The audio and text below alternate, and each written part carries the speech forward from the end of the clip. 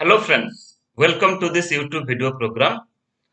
Friends, we are discussing about the concept of different units of different courses of MA education program of Indira Gandhi National Open University. We have already discussed the first course, MES-011 Understanding Education, and also we have discussed MES-016 course. The course title is Educational Research. And today, at present, we are discussing the second course of an education program.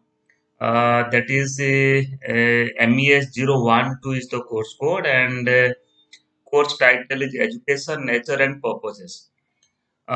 In this course, four blocks are there. Already, we have discussed some of the blocks. Under this block, some of the units we have discussed. And presently, we are discussing the fourth block. Fourth block is the title of fourth block is that is on curriculum, its concept.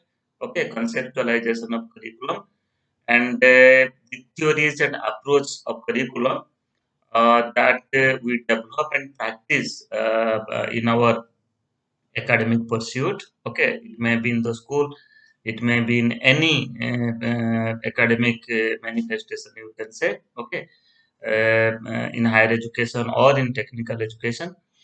So, in fourth block, which is based upon the concept of curriculum, curriculum construction, and other aspects of curriculum, the principles of curriculum, we have already discussed. Some of the content point in Unit 13. Okay, the title of the unit is Meaning and Concept of Curriculum, and in this unit already we have discussed two small videos, and in our initial video in this unit, we have discussed about the meaning of curriculum, curriculum as a product we have discussed, and curriculum as a program we have discussed. Then intended learning outcomes, how curriculum as intended learning outcomes, that also we have discussed. Then further, curriculum as planned learning experiences for the learners, that also we have discussed. Then in our second program, we have also discussed that curriculum as a field of study, and of course, we have discussed classification of curriculum. Okay, what's called as a hidden curriculum, what's called as a null curriculum. Okay, so that also we have discussed. So and also overt curriculum, what's called as the overt curriculum. So three types of curriculum: overt curriculum, hidden curriculum, and your null curriculum, that we have discussed. In this program, we will discuss about the approaches to curriculum, and at the same time, we'll also discuss curriculum, its basic criteria and processes. So, friends, let us now focus upon the approaches of the curriculum. So, friends, when we design a curriculum, you will find that the curriculum is designed as per certain approaches, certain principles, okay, certain norm, certain theories. So here we are not going to discuss, the theories with full detail. Okay, so just we will discuss the concept that what are the different approaches that are supposed to be considered when we design a curriculum, when we construct a curriculum for the students across the subject. Okay, and this is also it may be for the for school education, or it may be for the higher education. First of all, when we talk about approaches to curriculum, so here basically we can discuss about the behavioral or rational approach of curriculum, then the system managerial approach of curriculum, then intellectual academic approach of curriculum, then further humanistic aesthetic approach of curriculum. So try to understand that what is these four approaches of curriculum. First, let us try to discuss the behavioral rational approach of curriculum. So friends, when we talk about behavioral rational approach of curriculum, it means as I have already discussed in my earlier video programs that the flow of learning experiences of the learners. Okay, when we designed a curriculum, you find that we start from a goal. Okay, we start from you can say the goal of education, then the aim of education, then the objective of education. And specifically, when we talk about a particular curriculum, then we can say that what are the goals of it, and for translating that goal, for achieving that goal, so definitely we state certain aims. Okay, so aims of that particular curriculum. Okay, so when as you know that goal is very large in context, it's very vast in nature, and aim is some extent, you can say, you can say some extent specific, but not so specific, not so involved. So when we talk about aim of education, that is also little bit vast and large in nature. And when we talk about objectives, so that is very specific in nature. So friends, here when we talk about the behavioral approach of curriculum, it means the learning experiences that has been incorporated in the content, in the curriculum, in different topics, okay, in different chapters or units. You will find that a certain goal that has been kept in mind. Okay, so according the goals that has been kept in mind, further for achieving that goal, certain aims are taken. Okay, and for further achieving that aims, you will find that certain specific instructional objectives, which is very much related with the particular content. Okay, with the particular content means that can be achieved in one lesson after delivering, after implementation of one lesson. So that's why when we talk about a curriculum, so this is the flow. Okay, so means when we design the curriculum, so minutely we do a analysis work, a content analysis work, that what type of objectives will be fulfilled by teaching a particular content point. Then further, including certain content point, including certain chapters or units or certain themes, you can say. Okay. Then what aim of education or what aim of particular subject should be achieved, and further that will help to achieve the goal.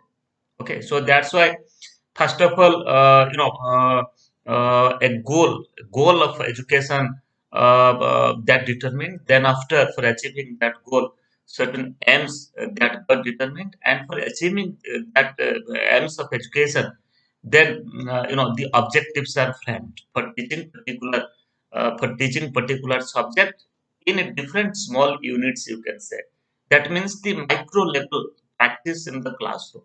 Okay, so after fixing the objectives, aims, and goals, then further content development are done.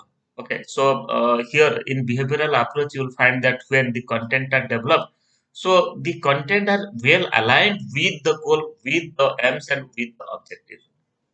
Then further, this is, you can say, the chain of experiences. So when we design the curriculum, certain content, certain objectives are there, aims are there, and further basing upon the aims and objectives, contents are designed. Then further, how to transact that content. For transacting that content, certain methodology, certain techniques, certain media, certain communication strategies that's supposed to follow, that's supposed to use. So that's why here in behavioral approach, you'll find that objective, content, transaction of the content, and when you will transact the content, at the same time you have to fix up certain, you can say, assessment strategies. Okay, so how to assess the behavior of the learners, how to assess the progress of the learner of that curriculum, because further you have to certify that learner. So that's why starting from objectives to certification, the curriculum are designed. So all such things are included, are integrated with the curriculum. And the second approach, that's called as the system managerial approach. So friends, when we talk about a system managerial approach, it focuses upon, we consider that school is a system. Okay, in a school you will find that different clientele groups or different stakeholders in the school, just like the teachers, just like the students, school administration. Okay, the activities which is going on in the library, activities which is going on in the laboratories, in different activity rooms, in different clubs. So here, as school is a system, so here the curriculum that has been designed, so that curriculum got implemented in a system. So that's why it is a systemic process.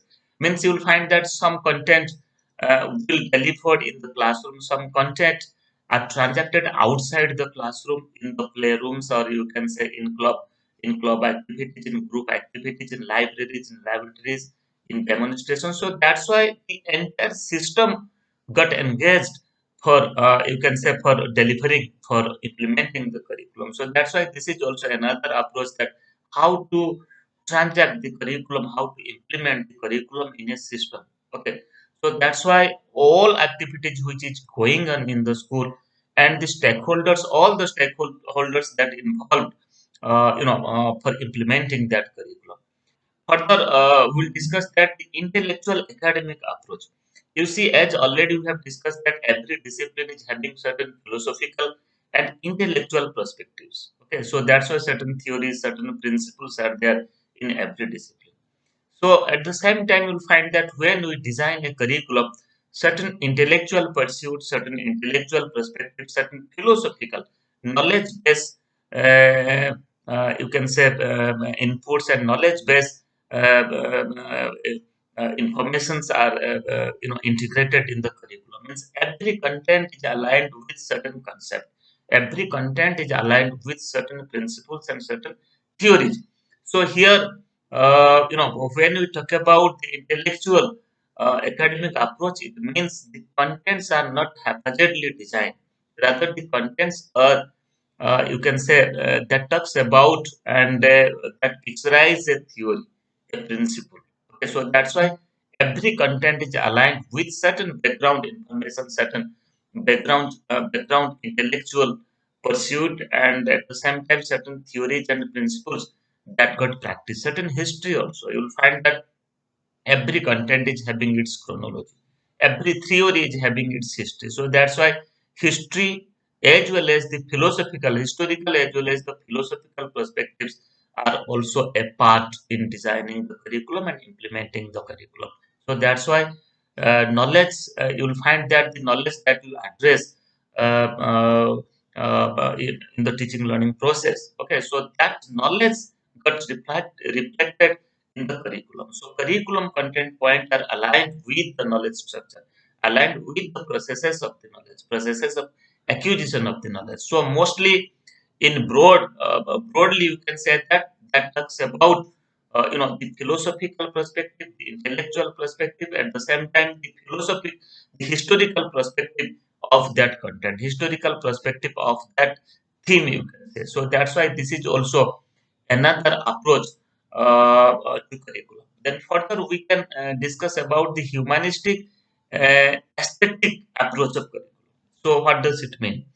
Humanistic aesthetic approach means the topic, the content point, and all the curriculum experiences that has been included, that has been integrated in the curriculum. You'll find that that has been designed as per the need, interest, aptitude, abilities of the learners. Okay, means what is the when you talk about class 8 standard students, class 9 standard students, what is their mental development? What is their emotional maturity? Okay, what is their understanding? What is whether they can develop abstract thinking or not? Whether they have developed critical thinking, skills of critical thinking or not. So, basing upon their social development at a particular stage, mental development at a particular stage, emotional development at a particular stage, you will find that the content are arranged, the content are incorporated in the curriculum. So that's why you'll find that we talk about a child-friendly curriculum, a child-centered approach of curriculum. Means the content point and the learning experiences, the activities that has been included in the curriculum, that is as per the need, interest, abilities, and aptitude, and as per the developmental parameters and developmental aspect of the human side. So that's why this is another approach of curriculum that's called as humanistic aesthetic approach of curriculum. So here students or the learners are at the center. So the curriculum experiences and the things that will included in the curriculum, so that will depends upon the learner. So learner is first, then after the curriculum. So friend, these are the certain approaches that has been addressed in this unit, that is approaches to curriculum. Further, we will discuss about curriculum basic criteria and processes. Okay, so let us try to understand that what are the different processes and criteria that address in curriculum. So you see, we can say that curriculum is a process. It process means you see after implementing the curriculum, you are getting the product. But when you are implementing a curriculum, so you are undergoing with certain process. Process means you are using certain methods, you are using certain maxims, you are using certain techniques, certain strategies to implement the curriculum. Okay, so how to teach a particular content, what methods, what techniques, what strategies as a teacher you're supposed to use to implement that curriculum. So that's why you can say this is a process. Means you have to design, you have to prepare a lesson plan. Then accordingly you have to address the students. You have to engage the students in the teaching learning process. So you have to satisfy their queries. So the questions they will ask. So this is your responsibility. This is your duty. That how you are how you are addressing you can say the queries, the difficulties of the learners, okay, how you are satisfying them, how they are, how the learners are getting satisfied that yes, they had certain questions in their mind, and because of adopting a suitable process, all their questions, all their queries that got solved. So that's why you can say across the subject, you can say maybe a subject of mathematics, maybe subject of social science, you are using different method, maybe inductive method, maybe deductive method, maybe you can say a narration come discussion method, maybe a demonstration technique, experimental method. So by using different methods, different techniques, so you what you are doing, you are just implementing the curriculum. So you are adopting a suitable process. Okay, so without a process, the curriculum cannot be implemented properly. So that's why this is one of the important point of this unit. Further, curriculum policy. You see, when we develop the curriculum, it based upon certain policy. So you see now recently National Education Policy NEP 2020, that is across the country. We are just discussing that has been, this policy has been notified NEP 2020, and we are discussing that how to implement it. Okay, so further you will find that NCERT will come forward with a school curriculum with the textbooks. Okay, so you'll find that how NCERT will translate, how the NCERT will design a proper plan, that how what are the content points should be taught in a particular subject, in a particular standard. Okay, and how that will be assessed. So that's why it depends upon a policy. Just like National Education Policy 2020, you will find that school education curriculum, higher education curriculum, technical education curriculum, okay, professional education curriculum, further it will be developed as per the principles, as per the guiding principles and fundamental principles of the National Education Policy 2020. And further, when we talk about the earlier policies that has been established in this country, just like you can say National Policy of Education, NPE 1986. Okay, so you'll find that as per NPE 1986, the school education, higher education, and other sectors of education that got the curriculum has been designed. Okay, so it may be University Education Commission 1948-49, Secondary Education Commission 1950-53, okay, Kotari Commission 1964-66, the National Policy on Education 1986. So you'll find that these are the policy, and a curriculum that reflects the policy. In the policy, certain principles are given, certain guiding principles are given, and basing upon that concept, basing upon that guiding principles, fundamental principles, you will find that the curriculum are further designed. So that's why curriculum is linked with the educational policies. Then further, we can say curricular structure. So you'll find that the structure of school education, the structure of higher education. So till today, we are using, we are following the 10 plus 2 plus 3 system of education. Okay, the school education, the practice of school education is 10 plus 2 as per the National Policy of Education 1986. But now in NEP 2020, the school education pedagogical structure that has been given, that is 5 plus 3 plus 3 plus 4 system of education. 5 years of foundational education, 3 years of preparatory education, again 3 years of middle education, then further 4 years of secondary education. So this is the structure. So accordingly, there is the structure of higher education. So that's why when we talk about a curriculum, we are concerned about the structure. Okay, so what is the structure of education? What is the structure of school education? What is the structure of higher education? Then further, when we talk about curriculum framework, so just like let me to give an example, NCF 2005, National Curriculum Framework 2005. Okay, so as per NCF 2005, you will find that the school education of entire country so now has been designed. Okay, so the curriculum at the same time, the textbooks for school education that has been designed. So after this NEP 2020, you will find that NCERT will come forward with National Curriculum Framework for School Education. Okay, NCF SE 2020. Okay, 2020 to 2021. So here there is a national curriculum. So that's called as curriculum framework. One framework will be developed, and basing upon the framework, curriculum will be developed. So that's why, friends, you should understand that the curriculum is developed as per a policy. Then there is a structure of the curriculum. At the same time, the curriculum, the concepts and the principles of a curriculum that got reflected in a framework.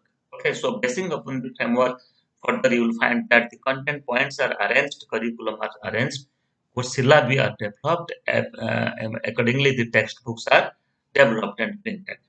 Then further we can say curriculum implementation is also another aspect, and curriculum review and revision is also another aspect. So curriculum implementation means, so after curriculum framework, when curriculum are developed, so that got implemented in the field, that got implemented in the school, that got implemented in the classroom. Means the how the curriculum will reach from teachers to students. Okay, so what methods, what media, what communication strategy, what activities will be used in different content in different subjects. Okay, to teach that subject, to implement that subject, to implement that curriculum.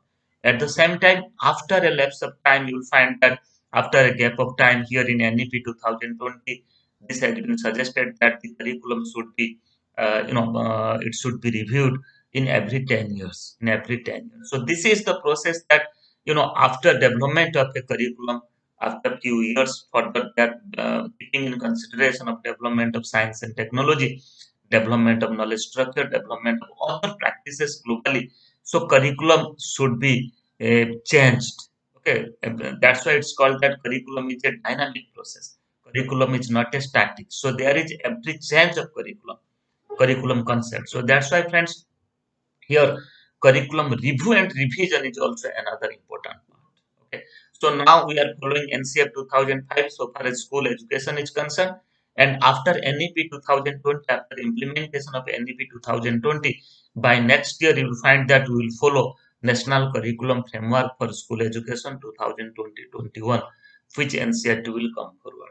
It means this is the revision of the curriculum. This is the you can say the review of the curriculum, and further a new curriculum will come forward, and that will be implemented across the country. So, friends, this unit is a very beautiful unit, and being a student of master students of education, you should understand the concept of curriculum and how curriculum is designed. What are the different approaches of curriculum? At the same time, beginning from the concept of a curriculum, how that curriculum got implemented. Okay, so that is also another important part. That what processes that got that adapt implementing the curriculum at the ground level. So, friends, so we have completed Unit 13, and in our next program, we will discuss the next unit, that is Unit 14. Thank you.